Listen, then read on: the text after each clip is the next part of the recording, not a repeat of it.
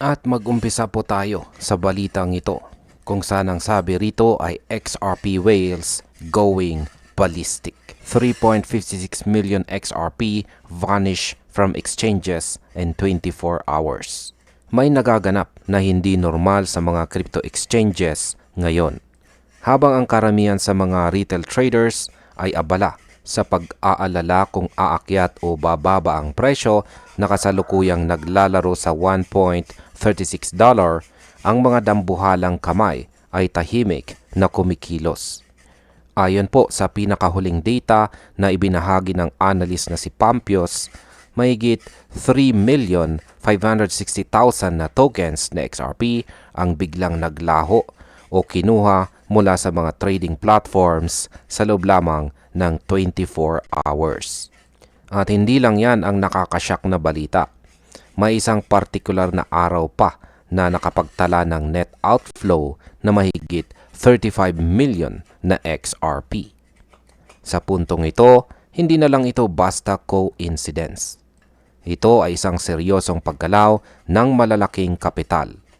Kaya sa video na ito ay pag-uusapan po natin ang bawat numerical data na nagpapatunay na ang tinatawag nating smart money ay seryoso sa kanilang accumulation strategy bago ang susunod na malaking pagtalon ng market. Handa na ba kayong malaman kung bakit nililinis ng mga whales ang mga exchanges at ano ang epekto nito sa ating portfolio? Dito tayo sa unang layer ng ating numerical analysis. Ang pagkawala ng 3,560,000 na tokens na XRP sa loob ng isang araw ay isang malaking red flag sa magandang paraan. Kung susuriin natin ang math sa presyong $1.36, ang halaga ng mga inilabas na tokens na ito ay humigit kumulang $4,841,600. Maaaring isipin ng iba na maliit na halaga lamang ito sa mundo ng crypto. Pero ang mahalaga dito ay ang direction ng flow. Sa aking opinyon, ang paglipat ng mahigit $4.8 million mula sa exchange patungo sa private wallets ay isang malinaw na vote of confidence. Kapag ang isang asset ay nasa exchange, ito ay itinuturing na liquid at handang ibenta sa anumang oras. Pero kapag inilabas ito at inilagay sa cold storage, ibig sabihin ay tinatanggal ito sa sirkulasyon ng bintahan. Ang mga whales na ito ay hindi nagmamadali. Pinaghahandaan po nila ang long-term hold dahil alam nila na ang $1.36 ay isang discounted price pa lamang para sa tunay na potensyal na XRP. Ang numerical proof na ito ay nagpapakita na ang supply na pwedeng mabili ng publiko ay unti-unti nang natutuyo. Pero heto ang mas nakakalulang bahagi ng report ni Pampios. Sa kanyang ibinahaging chart, makikita ang isang napakalaking daily bar na nagpapakita ng net outflow na mahigit 35 million na tokens na XRP. Uulitin ko po mga ka-crypto, 35 million. Sa presyong $1.36, ang halaga nito ay tumataginting na $47,600,000. Halos $50 million na halaga ng assets ang nawala sa loob lamang ng isang araw. Isipin po ninyo ang impact nito sa liquidity. Kapag ang ganitong kalaking volume ay kinuha mula sa mga exchanges gaya ni Binance, Coinbase o Upbit, lumilikha ito ng tinatawag nating supply shock. Naniniwala po ako na ang 35 million outflow na ito ay hindi galing sa isang tao lamang, kundi sa isang grupo ng mga institutional players o mga hedge funds na nagsisimula ng mag-position para sa huling bahagi ng taong ito ngayong taong 2026. Bakit sila bibili sa $1.36 kung sa tingin nila ay babagsak pa ang presyo? Simple lamang po mga ka-crypto, dahil naniniwala sila na ito na ang floor o sahig. Ang numerical consistency ng mga outflows na ito mula noong huling bahagi ng February ay nagpapatunay na may institutional accumulation na nagaganap. Habang ang retail ay nag-aalinlangan, ang smart money ay namimili na ng bulto-bulto. Para sa mga bago sa technical analysis, ano nga ba ang exchange net position change? Ito po ay ang numerical difference sa pagitan ng tokens na pumapasok sa exchange at tokens na lumalabas. Kapag negative ang result, ibig sabihin ay mas marami ang nagwi-withdraw kaysa sa nagdi-deposit. Ang chart ni Pampios ay nagpapakita ng sunod-sunod na mga red bar sa ibaba ng zero line nang ibig sabihin ay persistent outflow. Sinasabi ng iba na baka fake data lamang ito, pero hindi po nagsisinungaling ang on-chain analytics. Ang pag-withdraw ng ganitong karaming tokens ay nangangailangan ng matinding bayad sa network fees at saka security protocols. Hindi ito gagawin ng mga whales kung balak din nilang ibenta bukas o sa susunod na linggo. Sa aking opinyon, nakikita natin dito ang unti-unting pagkaubos ng sellable supply. Kapag dumating ang oras na may lumabas na positibong balita tungkol kay Ripple o sa bagong regulasyon sa crypto at biglang tumaas ang demand, wala nang sapat na supply sa mga exchanges para tapatan ang mga orders. Kaya ang resulta, isa pong parabolic price movement dahil kailangang i-bid up o itaas ang presyo para lang may mahanap na seller.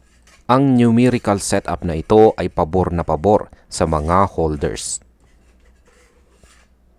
Binanggit din ni Pampios ang kanyang matinding tiwala sa teknolohiyang dinevelop ng Ripple. Hindi lang ito tungkol sa mga guhit sa chart o sa dami ng mga whales. Ito ay tungkol sa fundamental value.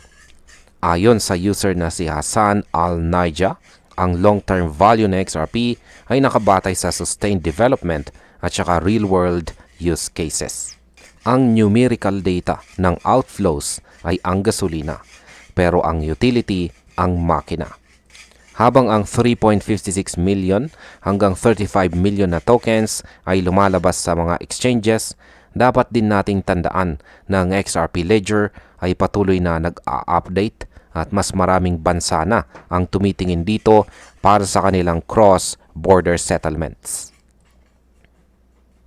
Sa aking opinyon, ang mga whales ay hindi lang basta speculators. Sila ay mga strategic investors na nakakaalam na ang bawat transaction na dumadaan sa RippleNet ay nangangailangan ng liquidity. At kung ikaw ang may hawak ng liquidity na iyon sa iyong private wallet, ikaw ang magdidikta ng presyo sa hinaharap. Ang pagsasama ng matinding accumulation at lumalawak na utility ang dahilan kung bakit nananatiling positibo ang trajectory ng XRP para sa taong ito, 2026.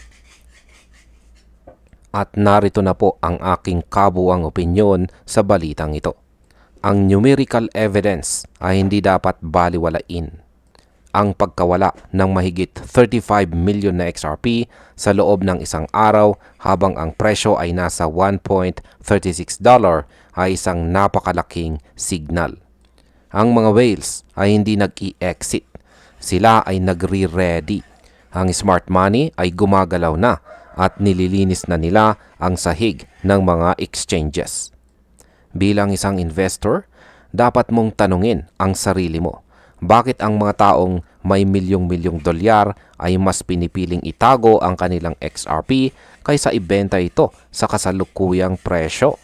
Ang paliwanag ay dahil alam nila na ang supply ay limitado at ang demand ay paparating na. Ang 3.56 million outflow ay simula pa lamang. Huwag magpadala sa takot ng panandali ang sideways movement. Ang mga numero ay nagsasabi ng isang kwento ng pag-iipon at paghahanda para sa isang supply shock na yayanig sa buong crypto market. Tandaan po natin, ang may hawak ng pinakamaraming strong hands ang siyang nananalo sa laro ng crypto. Ang sabi naman sa ating sunod na balita dito ay something interesting is happening with XRP and South Korea.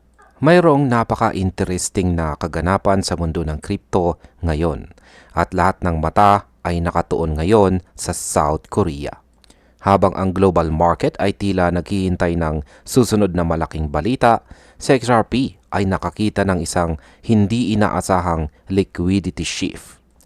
Ayon sa pinakahuling market observation ni X-Finance Bull, ang South Korean exchange na Upbit ay opisyal ng tinalo ang mga dambuhala gaya po ni Binance at Coinbase pagdating sa XRP trading volume. Bakit nga ba biglang nag-init ang mga Koreanong traders? Ano ang nakikita nila na hindi pa napapansin ng rest of the world? Sa video na ito ay pag-uusapan po natin ang bawat numerical data mula sa heatmap para malaman kung ito na ba ang tinatawag nating liquidity positioning bago ang mga malalaking headlines. Pag-usapan po natin ang mga numero mula sa shared trading volume heatmap. Ito po ang numerical proof na nagpapatunay sa dominasyon ng South Korea. Sa loob ng nasabing period, nakapagtala ang Upbit ng humigit kumulang $62 million sa XRP trading volume. Isipin po ninyo, isang regional exchange lamang ang Upbit, pero nilampasan nito ang Binance na nakapagtala lamang ng bahagyang higit sa $51 million.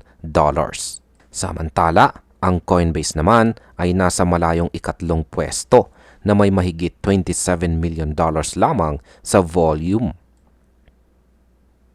Sa aking opinyon, ang pagkakaiba ng $11 million sa pagitan ng Upbit at Binance ay hindi po biro.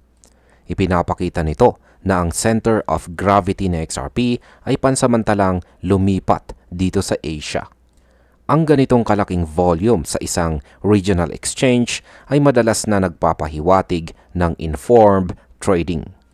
Maaring may mga balitang lokal dito sa Asia o regulatory developments na mas mabilis na nasagap ng mga Koreanong traders kaya sila ngayon ang nangunguna sa market. Ang numerical dominance na ito ay isang malakas na hudyat na may seryosong positioning na nagaganap. Hindi lamang po Upbit, Binance at Coinbase ang nasa heatmap.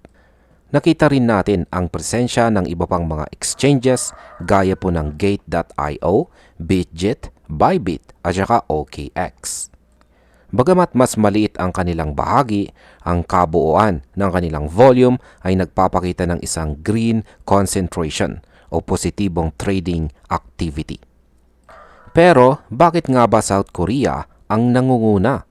Ang numerical value na $62 million sa Upbit ay nagpapatunay na ang liquidity ay nagpuposisyon na bago pa man mahabol ng mga headlines ang realidad. Sa aking opinyon, naniniwala ako na ang mga South Korean traders ay may reputasyon sa pagiging aggressive retail force. Kapag nakita nila ang isang trend, hindi sila nagdadalawang isip na magpasok ng bulto-bultong kapital. Ang pagiging top spot ng Upbit ay hindi lang tungkol sa swerte. Ito ay pundasyon ng isang mas malaking expectation. Isipin po ninyo mga ka-crypto, kung ang liquidity ay nag-iipon na sa South Korea, madalas na sumusunod ang presyo dahil sa matinding buy pressure na nanggagaling sa rehiyong ito. Ang kasaysayan ng South Korea sa crypto market ay puno ng matinding aktibidad. Ang exchanges, gaya po ng Upbit, ay madalas maging top tier sa trading volume. Pero ang pag-overtake nito kay Binance para kay XRP ay tinuturing na significant sa kasalukuyang market conditions. Sinasabi ng ilang commenters na ang interest ng South Korea ay nananatiling consistent lalo na tuwing weekends kung saan ang trading patterns ay madalas na humihilig sa Asian markets. May mga nagsasabi pa nga na ang regulatory developments o institutional interest dito sa Asia ang tunay na driver nito. Sa aking opinyon, ang numerical shift na ito ay nakabatay sa mas malalim na paniniwala ng mga Koreanong traders sa utility ni XRP. Nakita na natin ito noon, ang kimchi premium o ang pagtaas ng presyo sa Korea kumpara sa global market. Ang $62 million volume na ito ay maaaring simula pa lang ng isang mas malawak na Asian rally. Kapag ang mga institution dito sa Asia ay nagsimula ng gumamit ng XRP Ledger para sa cross-border settlements, ang volume na nakikita natin ngayon sa Upbit ay magmumukhang barya na lamang sa hinaharap. Bagamat ang data na ito ay isang snapshot lamang ng isang particular na time frame, ang concentration ng XRP liquidity sa South Korea ay kumuha ng atensyon ng mga analyst sa buong mundo. Ang trading patterns dito sa Asia ay madalas na nagdidikta ng short-term price movements dahil sa mataas na participation rate at saka retail engagement. Ang heatmap ay nagsisilbing visual representation kung gaano kabilis lumipat ang liquidity mula sa west patungong east. Ayon kay X-Finance Bull, ang kasalukuyang distribution ng volume ay nagpapakita na ang mga market participants sa South Korea ang may pinaka-prominenteng papel sa paghubog ng liquidity conditions na XRP sa ngayon. Sa aking opinyon, nakaka-impress ang ganitong numerical consistency. Kung ang volume sa Upbit ay mananatiling mataas kaysa kay Binance sa mga susunod na araw, asahan po natin ang isang market decoupling kung saan ang Asian sentiment ang magpapatakbo sa presyo ni XRP. Ang mga regional market participants ay tila tumutugon sa impormasyon na hindi pa ganap na naiimpluwensyahan ang global trading volume. Ito po ang tinatawag na leading indicator. At narito naman po ang aking kabuuang opinyon tungkol dito. Ang $62 million volume sa Upbit ay isang malinaw na mensahe. Huwag po nating baliwalain ang Asia. Ang South Korea ay laging nauuna sa mga crypto trends at ang kanilang matinding taya kay XRP ngayon ay nagpapahiwatig na may paparating na malaking balita. Ang numerical data ay hindi po nagsisinungaling. Ang liquidity ay nakaposisyon na at naghihintay na lang ng trigger. Habang ang ibang bahagi ng mundo ay nag-aalinlangan pa, ang smart money sa Korea ay mabilis nang kumikilos. Ang tanong ngayon, sasabay ka ba sa agos ng Asia o hihintayin mo pang lumabas ang headlines bago ka gumalaw? Pero tandaan po natin, dito sa mundo ng investment, ang mga taong nakakabasa ng liquidity positioning ang siyang laging nauuna sa laro. At sa ngayon, ang laro ay pinatatakbo ng South Korea. Balitang Bitcoin naman po tayo dito. Sabi dito ay Bhutan dumps Bitcoin massively. Here's the latest. Isang bansa sa Himalayas ang gumugulat sa mundo ng crypto ngayon. Ang Bhutan na kilala sa kanilang sekretong pag-iipon kay Bitcoin ay muling gumalaw sa blockchain. Ayon po sa data sa Arkham Intelligence, naglipat po ang Bhutan ng 175 na piraso ni Bitcoin nitong nakaraang Lunes. At ang halaga nito ay tumataginting na $11,850,000. Hindi ito ang unang pagkakataon na kumilos sila ngayong taon. Sa katunayan, ang kabuuang benta o transfer nila ay umabot na sa mahigit $42,500,000 simula noong January. Sa video na ito ay pag-uusapan po natin ang bawat numerical data para malaman natin kung dumping na nga ba ang ginagawa ng Bhutan o isa lamang itong matalinong rebalancing ng kanilang pambansang yaman. Handa na ba kayong malaman ang sikreto sa likod ng digital gold ng mga botanist? Pag-usapan po natin ang mga numero sa likod ng huling transaction. Ang 175 na tokens ni Bitcoin na inilipat ng Bhutan ay nagkakahalaga ng $11.85 million. Ito ay bahagi ng isang pattern na nakikita natin sa buong taon ng 2026. Hindi po sila gumagawa ng isang malakihang bagsakan o one-time liquidation. Sa halip, gumagamit sila ng moderate size transfers na naglalaro sa pagitan ng $5 million hanggang $10 million. Sa aking opinyon, nakikita ko dito ang isang napakadisiplinadong strategy. Ang Bhutan, sa pamamagitan ng kanilang Sovereign Wealth Fund na Druk Holding and Investments, ay tila nagtitake profit ng dahan-dahan. Ang $11.85 million ay hindi po sapat para pabagsakin ang presyo ni Bitcoin sa global market. Pero sapat na ito para punduhan ang mga project sa loob ng kanilang bansa. Ang numerical logic nila ay simple. Huwag pong ubusin ang supply sa isang iglap para hindi magkaroon ng panic sa market. Ito ay isang strategic liquidation na ginagawa ng isang bansang marunong mag-manage ng risk.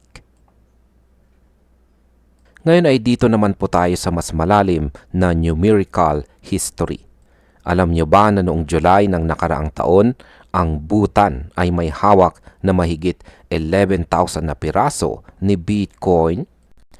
Noong panahong iyon, ang halaga ng kanilang holdings ay nasa $1.4 billion. Isipin po ninyo mga kakripto, ang yaman ni Bitcoin ay bumubuo noon ng mahigit 40% ng kanilang gross domestic product o GDP. Ngunit sa kasalukuyan, ang estimates ay nagpapakita na ang Bhutan ay mayroon na lamang humigit kumulang 5,400 na Bitcoin na natitira. Sa kasalukuyang market price, ang halaga nito ay nasa $374 million. Sa aking opinyon, isang matinding numerical shift ang nangyari dito. Mula sa $1.4 billion, bumagsak ito sa $374 million. At ang tanong ay bakit?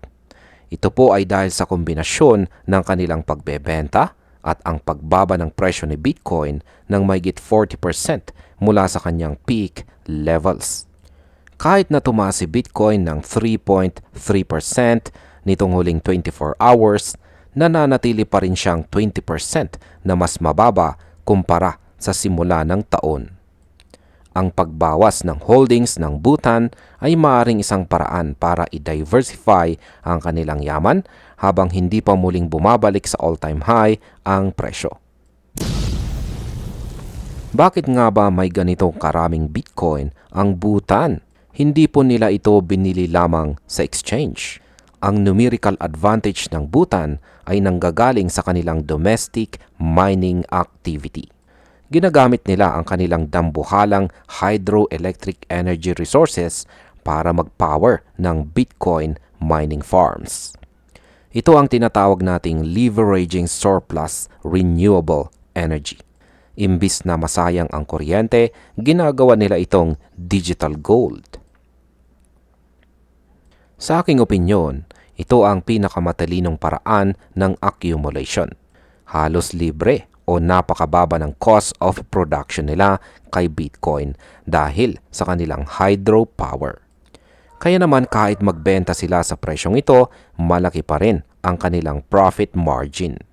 Ang nakaraang transaction po nila na nagkakalaga ng $7 million noong nakaraang buwan sa pamamagitan ng QCP Capital ay patunay na regular ang kanilang cash out.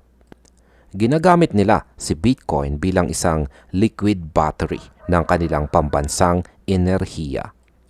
Kapag puno ang storage, naglalabas sila ng supply para maging cash. Habang ang Bhutan ay unti-unting nagbabawas ng exposure, may mga higante naman na gumagawa ng kabaliktaran. Isang kumpanya ang nag-announce kamakailan na bumili sila ng karagdagang 17,994 na piraso ni Bitcoin. Ang kumpanyang ito ay mayroon na ngayong total reserves na 738,731 na coins. Makikita natin dito ang dalawang magkaibang numerical strategies. Ang Bhutan ay nagre-rebalance o gumagamit ng pondo para sa national budget, habang ang mga private institutions ay tudo ipon pa rin. Ang kaibahan po ay nasa purpose. Ang Bhutan ay isa pong bansa. May mga kalsada po silang kailangang ipagawa at mga mamamayan na kailangang pakainin. Ang mga kumpanya naman ay nakatuon po sa balance sheet protection laban sa inflation. Ang paglipat ng $42.5 million ni Bitcoin ngayong 2026 ay hindi nangangahulugan na wala ng tiwala ang Bhutan. Ibig sabihin lang nito, ang asset ay ginagawa na nilang working capital. Ang numerical proof ng kanilang active management ay nagpapakita na si Bitcoin ay isa ng mature na parte ng global economy. At narito na po ang aking kabuuang opinyon tungkol dito. Ang paggalaw ng Bhutan ay isang mahalagang aral para sa lahat ng mga investors. Ang numerical data ay nagpapakita na kahit ang mga bansa ay kailangang mag-take profit. Ang 175 BTC transfer na ito ay hindi dapat ikatakot ng mga retail traders. Sa katunayan, dapat tayong humanga sa kung paano pinangangalagaan ng Druk Holding in Investments ang kanilang portfolio. Sa kabila ng pagbaba ng kanilang holdings mula 11,000 patungong 5,400 BTC, nananatili silang isa sa mga pinakamalaking government holders sa buong mundo. Si Bitcoin ay patuloy na nagiging bridge para sa mga maliliit na bansa para makasabay sa global financial stage. Ang tanong ngayon ay kung ang isang bansa gaya ng Bhutan ay marunong mag-manage ng kanilang yaman sa pamamagitan ng pag-sell ng portion sa tamang oras. Kumusta naman ang iyong exit strategy? Handa ka na bang gayahin ang disiplina ng Himalayas? Balik na po tayo sa balitang XRP. Sabi dito ay institutional grade activity is growing on the XRP ledger. Hindi na lang ito tungkol sa mga retail traders o sa mga maliliit na exchange. Ngayon, meron pong isang napakalaking pagbabago ang nagaganap sa ilalim ng ating mga mata. Ayon po sa crypto commentator na si X Finance Bull, ang tinatawag nating institutional grade activity ay mabilis na lumalaki sa loob ng XRP ledger. Isipin po ninyo mga ka-crypto, ang mga billion-dollar firms ay nagsisimula na ring i-tokenize ang tinatawag na private credit on-chain. Sa kasalukuyan, ang total tokenized value na sinusubaybayan ay lumampas na sa $372 million. Pero heto ang catch. Ang numerong ito ay maliit na bahagi pa lamang ng global private credit market na tinatayang nasa $3 trillion hanggang $3.5 trillion. Sa video na ito ay pag-uusapan po natin ang bawat numerical data at ang mga higanting kumpanya na nagdadala ng tunay na halaga kay XRP. Handa na ba kayong makita ang realidad sa likod ng institutional adoption? Bago po tayo lumalim sa mga numero, intindihin muna natin, ano nga ba itong private credit? Ayon po kay X Finance Bull, ito ay ang perang ipinapahiram sa labas ng mga traditional na bangko. Kasama rito ang mga business loans, corporate debt, at saka structured financing mula sa mga private funds. Ito po ay isang multi-trillion dollar market na ngayon ay lumilipat na sa blockchain. Sa aking opinyon, ang pag-tokenize ng mga assets na ito sa ilalim ng XRP ay hindi lang basta trend. Ito po ay isang pangangailangan. At ang tanong ay bakit? Dahil nagbubunga ito ng mas mabilis na settlement, mas malinaw na transparency at mas madaling cross-border transfer ng halaga. Para po sa akin, ang pagpasok ng private credit kay XRP ay ang pinakamalakas na patunay na ang ledger na ito ay hindi na lang pangarap, kundi isang gumaganang solusyon para sa mga dambuhalang kumpanya. Ang bilis at tipid na hatid ni XRP ang nagiging encore para sa mga institution na ito. Tingnan naman po natin ang mga konkretong numero. Ang Vert Capital ay nakapagtala na ng mahigit $269 million sa tokenized private credit sa loob ng XRPL. Ito ay numerical proof na ang mga structured financial products ay lumilipat na sa blockchain rails. Hindi lang yan mga ka-crypto, ang Mercado Bitcoin naman ay nag-issue na ng mahigit $73 million sa tokenized assets sa kabuuan ng 197 products.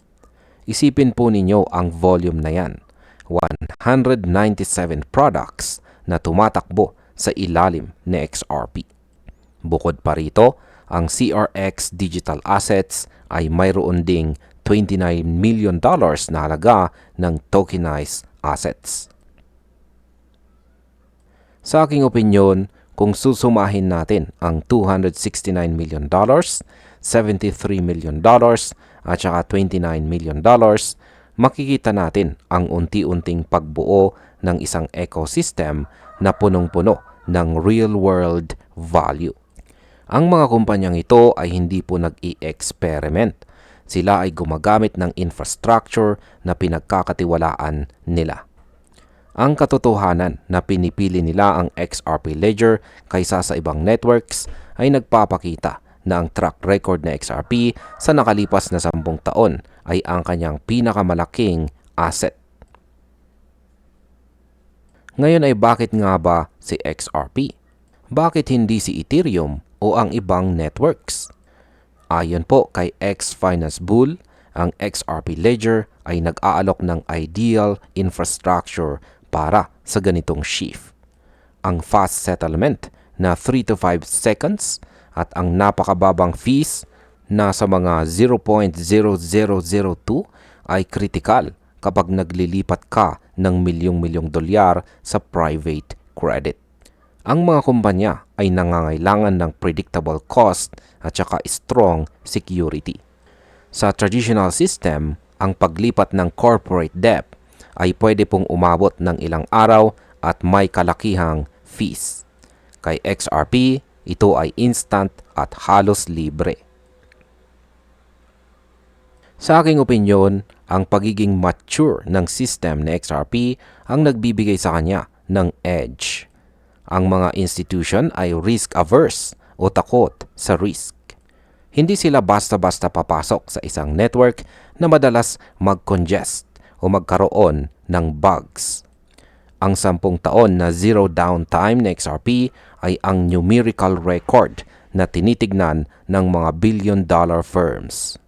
Ito po ang dahilan kung bakit kahit unti-unti ang adoption, ito ay gradual but inevitable. Ngayon ay balikan po natin ang numerical perspective ng global market. Kung ang private credit market ay nasa $3.5 trillion at ang XRP Ledger ay mayroon palang $372 million, nasaan na tayo? Tayo po ay nasa 0.01% pa lang ng kabuuang market. Isipin po ninyo kung makuha ni XRP ang kahit 1% lang ng market na iyan. Katumbas po yan ng $35 billion na dadaloy sa network. Sa aking opinyon ay dito po papasok ang capital flow change. Ang tokenization ay hindi lang tungkol sa paggawa ng digital copy ng isang utang. Ito ay tungkol sa paglikha ng liquidity. Kapag ang private credit ay naging tokenized, mas madali itong ibenta at ipagpalit sa secondary markets. Ito ang magdadala ng mas malaking volume kay XRP na hindi pa natin nakikita dati. Ang transition na ito ay naglalagay kay XRP sa frontline ng global finance transition. At narito na po ang aking kabuuang opinyon sa balitang ito. Ang paglaki ng institutional activity kay XRP ay ang smoking gun na hinihintay ng marami. Ang numerical data na $372 million sa tokenized value ay simula pa lang ng isang mas malaking avalanche. Habang ang publiko ay nakatutok sa presyo, ang mga billion-dollar firms gaya po ng Vert Capital at Mercado Bitcoin ay tahimik na nagtatayo ng kanilang pundasyon sa ilalim ni XRP. Ang realidad po ay simple. Ang pera ay lumilipat kung saan ito mas ligtas, mas mabilis at mas matipid. At sa ngayon, lahat ng numerical indicators ay nagtuturo kay XRP bilang ang primary platform para sa institutional grade assets. Ang tanong na lang ay kung kailan mapapansin ng buong mundo na ang XRP Ledger ay hindi na lang isang payment coin, kundi ang backbone ng bagong digital economy. Handa ka na ba kapag ang 0.01% na ito ay naging 1%, 5% o 10%? At narito na po ang ating panghuling balita sa video na ito. Sabi rito, this Ripple confirmation sparks speculation among XRP army. May mga balitang nagpapabago po ng presyo at may mga balitang nagpapabago ng buong sistema. Ngayon po kasi ang buong XRP army ay nagkakagulo dahil sa isang serye ng mga kumpirmasyon na nag-uugnay kay Ripple sa pinakamataas na antas ng global finance at saka US regulation. Mula po sa pagkakapasok ng Ripple Prime sa NSCC directory ng DTCC hanggang sa mga direktang pakikipag-usap sa administrasyon ni President Donald J. Trump, tila ang mga pira-pirasong puzzle ay nabubuo na. Sa balitang ito ay pag-uusapan po natin ang bawat numerical data at saka strategic move na nagpapatunay na sa XRP ay hindi na lang basta isang cryptocurrency, kundi isang mahalagang bahagi na ng financial infrastructure ng Amerika. Handa na ba kayong malaman ang katotohanan sa likod ng mga usapang ito? Simulan po natin sa pinaka-importanteng numerical milestone, ang pagkakapasok po ng Ripple Prime sa National Securities Clearing Corporation o NSCC directory sa ilalim ng DTCC. Para sa mga hindi po nakakaalam, ang DTCC ay nagpoproseso ng dambuhalang halaga ng transactions. Noong 2023 pa lang, umabot na ito sa mahigit $2.5 quadrillion na halaga ng securities.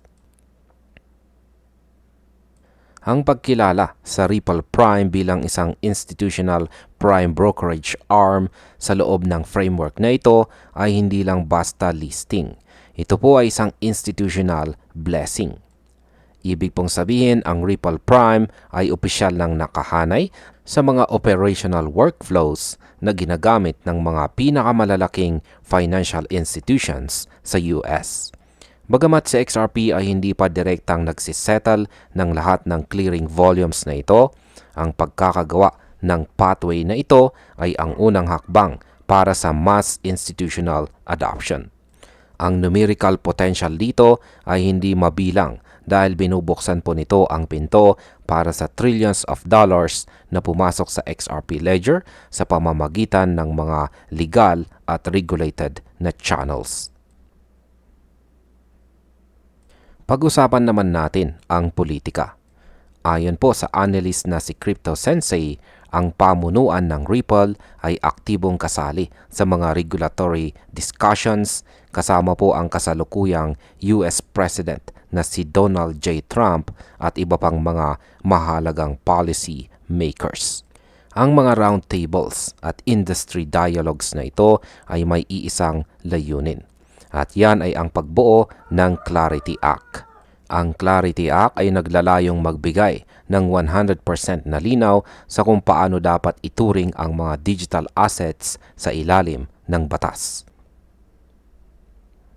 Sa aking opinyon, ako po ay naniniwala na ang pro-innovation na approach ng Trump administration ay ang perfect storm para kay Ripple.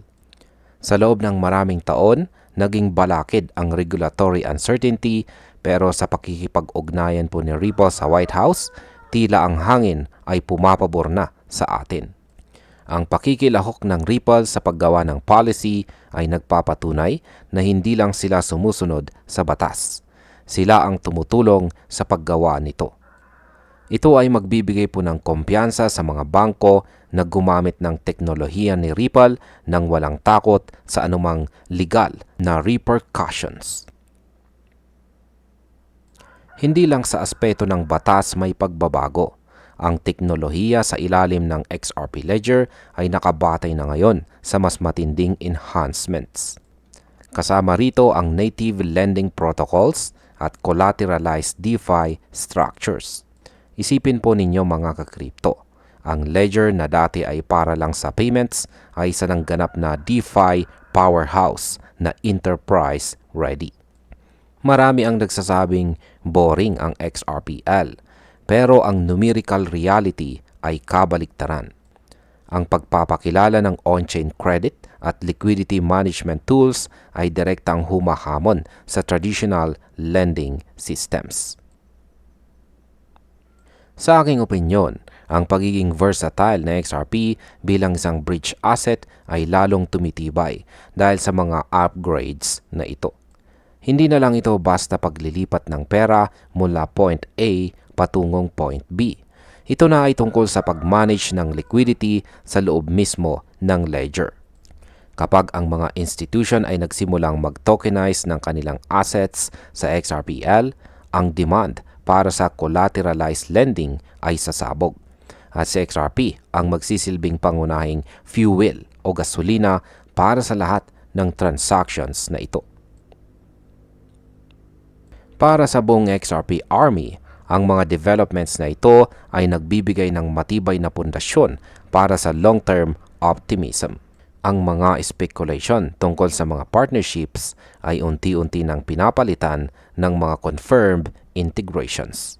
Ang pagkilala sa Ripple Prime at ang upgrade sa Ledger ay nagbibigay ng structural reasons kung bakit dapat manatiling bullish. Ang bawat hakbang ni Ripple sa loob ng regulatory frameworks ay nagpapatunay na ang kanilang vision mula pa noong unang araw ay tama. Ang maging tulay sa pagitan ng legacy markets at saka blockchain technology. Sa aking opinyon, dapat nating tingnan ang persistent demand na malilikha ng mga upgrades na ito. Habang ang utility ng XRP ay lumalawak mula sa cross-border payments patungo sa institutional DeFi, ang bawat token ng XRP ay nagiging mas mahalaga sa loob ng digital financial ecosystem. Hindi na lang ito tungkol sa price action sa loob ng 24 hours, kundi tungkol sa pagiging backbone ng bagong financial system. At narito na po ang aking kabuuang opinyon tungkol dito. Ang kumpirmasyong ito mula kay Ripple ay isang clear signal na tapos na ang panahon ng pag-aalinlangan. Ang pagkakapasok sa DTCC NSCC network at ang direktang linya sa administration ay mga numerical at political milestone na hindi kayang pantayan ng ibang projects sa crypto space. Si XRP ay nakaposisyon na maging ang ultimate bridge asset. Habang ang mundo ay lumilipat patungo sa tokenization ng lahat ng assets, ang XRP Ledger ay nakahandang mag-process ng volume na ito ng mabilis, mura at ligtas. Para sa mga miyembro ng XRP Army na nandoon na simula pa noong simula, ang mga balitang ito, ang katibayan na ang inyong pagtitiis ay may patutunguhan.